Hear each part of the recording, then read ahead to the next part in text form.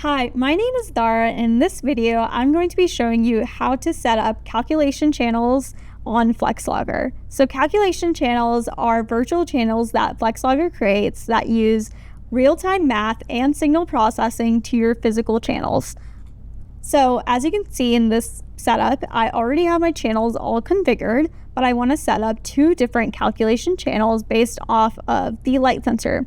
So the first channel I want to set up is the mean of the light sensor.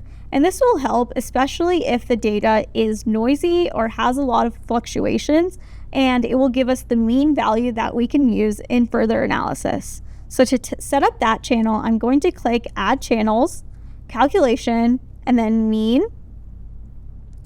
And then I'm going to map this data to the light sensor. And yeah, it will be labeled light sensor mean. I'm going to leave that the same, and I'll click Done.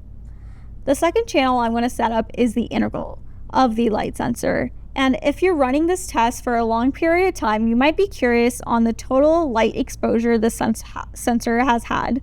And so one way to do that is just to set up an integral channel. And so I'm going to add channels again, calculation, and then click integral. And I will map that to the light sensor as well.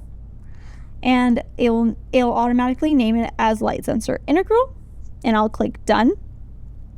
And now I'm going to go into the screen tab, and we can set up graphs, gauges, or anything you might like with the calculation channels, just like you would with a physical channel.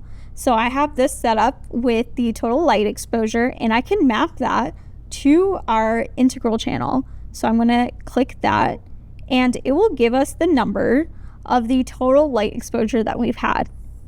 In this video, we've set up two different calculation channels based on the mean and integral of the light sensor. Thank you for watching.